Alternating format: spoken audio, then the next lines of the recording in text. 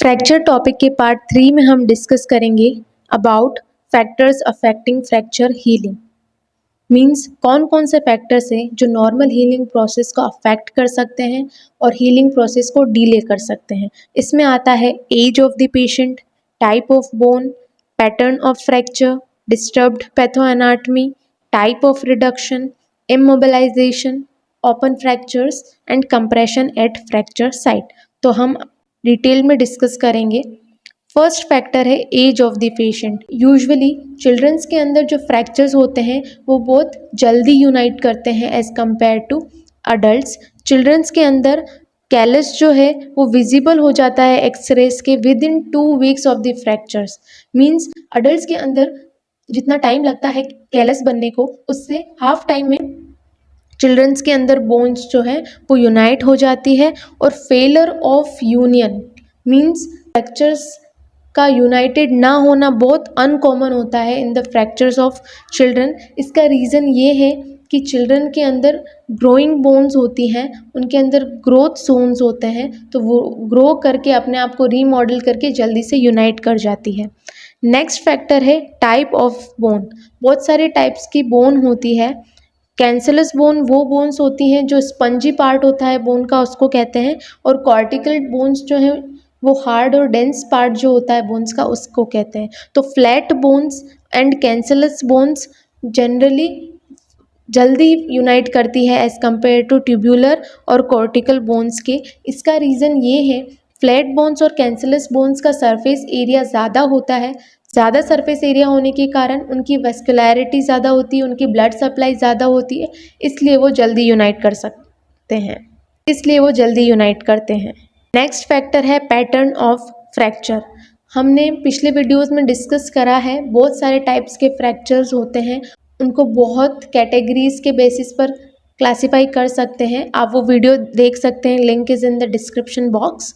तो फ्रैक्चर्स को पैटर्न के कैटेगरी के अकॉर्डिंग बहुत सारे टाइप्स में डिवाइड करते हैं। तो उसमें आता है spiral fractures, oblique fractures, transverse fractures, communicated fractures, segmental fractures and bone loss. तो यूजुअली स्पाइरल फ्रैक्चर्स जो हैं वो ऑब्लिक फ्रैक्चर्स से जल्दी यूनाइट कर जाते हैं। इसका रीज़न क्या है? इसका रीज़न ये है कि स्पाइरल फॉर्म में जो फ्रैक्चर लाइन बनती है स्पाइरल फ्रैक्चर्स के अंदर, उनके बीच में जो कॉन्टैक्ट सरफेस एरिया होता है वो बहुत ज़्यादा होता है as compared to oblique fractures and transverse fractures. तो उस कॉन्टैक्ट सरफेस एरिया के ज़्यादा होने के कारण स्पाइरल फ्रैक्चर्स ज़्यादा जल्दी यूनाइट करते हैं। फिर हम बात करते हैं ऑब्लिक फ्रैक्चर्स। इसका भी सिमिलर एडवांटेज है। जबकि ट्रांसवर्स फ्रैक्चर्स में क्या होता है, जो कॉन्टैक्ट सरफेस एरिया होता है वो बहुत कम होता है और जो डिस्ट्रप्शन है वो बहुत ज़्यादा होता है, इसमें ज़्यादा डिस्प्लेसमेंट्स देखने को मिल सकते हैं, इसलिए वो कंपैरेटिवली स्लोअर यूनाइट करता है। नेक्स्ट है कम्युनिकेटेड फ्रैक्चर्स जो होते हैं वो यूजुअली सीवियर ट्रॉमा की वजह से देखने को मिलते हैं, तो उनका भी हीलिंग प्रोसेस स्लो होता है। नेक्स्ट फैक्टर है डिस्टर्ब्ड पैथोएनाटमी।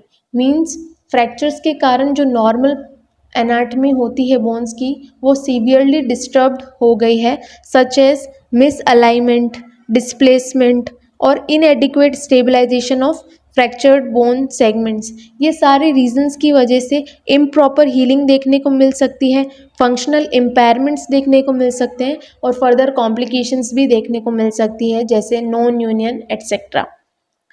इसके अलावा बोन्स के साथ साथ अगर सराउंडिंग सॉफ्ट टिश्यूज़ की भी इंजरीज हुई हैं जैसे कि मसल्स, टेंडन्स, लिगामेंट्स और ब्लड वेसल्स, ये फर्दर कॉम्प्लिकेट कर सकते हैं हीलिंग प्रोसेस को और ओवरऑल रिकवरी को।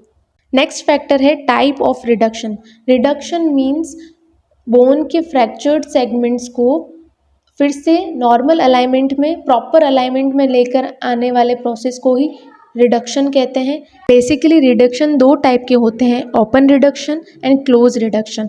क्लोज रिडक्शन वो होता है जिसमें बाहर से मैनुअली अपन मैनिपुलेटिव फोर्सेस लगाकर फ्रैक्चर्ड सेगमेंट को उसकी जगह पर लेके आते हैं, और एक होता है ओपन रिडक्शन जिसमें हम सर्जिकली ऑपरेट करके फ्रैक्चर्ड सेगमेंट को उसकी प्लेस पर लेके आते हैं। तो good reduction results in faster union. जितना अच्छा रिडक्शन होगा उतना जल्दी बोन्स के अंदर यूनियन देखने को मिलेगा। अडल्ट्स के अंदर at least half of the fracture surface area should be in contact, उससे जल्दी यूनियन होगा।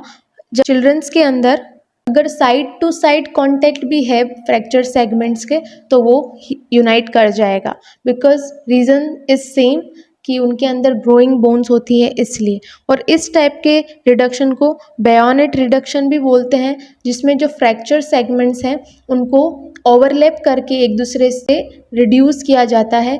ऐसा हम जनरली सीवियर ट्रॉमा में देखने को मिल सकता है, चिल्ड्रंस में देखने को मिल सकता है। सर्जरी इम्पॉसिबल हो तब इस टाइप का रिडक्शन कर सकते हैं, और इमीडिएट और टेम्परेरी ट्रीटमेंट के रूप में भी इस टाइप का रिडक्शन हम कर सकते हैं, जहाँ पर फ्रैक्चर सेगमेंट्स को ओवरलैप करके रिड्यूस करते हैं।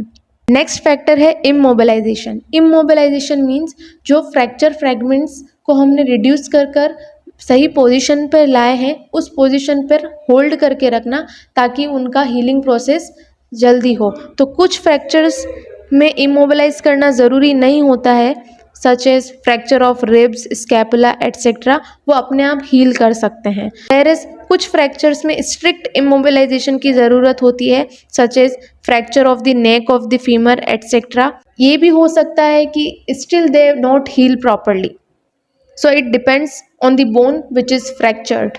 नेक्स्ट फैक्टर है ओपन फ्रैक्चर्स। ओपन फ्रैक्चर्स वो फ्रैक्चर्स होते हैं जिसमें स्किन और सराउंडिंग सॉफ्ट टिश्यूज़ डिस्टर्ब हो चुके हैं, और जो फ्रैक्चर्स फ्रेगमेंट्स हैं वो सराउंडिंग इन्वायरमेंट से कांटेक्ट में आ चुके हैं, एक्सटर्नल इन्वायरमेंट के कांटेक्ट में आ चुके हैं। Open fractures generally delayed union और नॉन यूनियन में जा सकते हैं, उनके चांसेस ज़्यादा होते हैं as compared to closed fractures. Next factor है compression at fracture site. Fracture fragments के ऊपर कंप्रेसिव फोर्स लगाना, सच एज बैंडेज और पीओपी, कास्ट लगाना। ये कंप्रेशन यूजुअली फ्रैक्चर फ्रेगमेंट्स को टाइटली अलाइन करके रखता है, जिससे स्टेबिलिटी ज़्यादा मिलती है फ्रैक्चर फ्रेगमेंट्स को, और जो कि हील भी जल्दी करता है।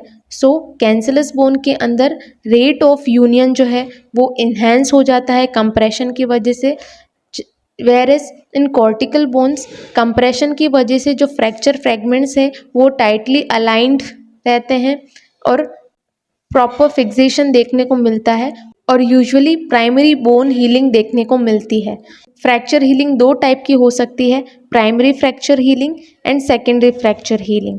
प्राइमरी फ्रैक्चर हीलिंग वो होती है जब जो हीमाटोमा बनता है फ्रैक्चर के टाइम पर वो डिस्टर्ब्ड हो जाता है, और जिन फ्रैक्चर्स को यूजुअली ऑपरेटिवली ट्रीट करते हैं इसके अंदर कैलस फॉर्मेशन नहीं होता है, so therefore it is usually difficult to evaluate union on x-rays. मतलब एक्सरेज पर यूनियन को इवेलुएट कर पाना मुश्किल होता है, जबकि सेकेंडरी फ्रैक्चर हीलिंग में जो हीमाटोमा बनता है वो डिस्टर्ब नहीं होता है, और ये उन केसेस में देखने को मिलता है जब फ्रैक्चर नॉन ऑपरेटिवली ट्रीट किया गया हो। इसके अंदर कैलस फॉर्मेशन होता है हीलिंग प्रोसेस के अंदर, जो कि इवेलुएट हो सकता है, विजिबल होता है ऑन एक्सरेज। सो ये है स्नैपशॉट जो भी हमने डिस्कस किया है आज के सेशन में। नेक्स्ट वीडियो में हम बात करेंगे about treatment of fractures individually, close fracture treatment and open fracture treatment. Thank you. अगर आपको इस सब्जेक्ट के साथ साथ अदर सब्जेक्ट्स के भी नोट्स चाहिए तो notes are available. You can DM me on my Instagram ID. Link is in description box. Thank you.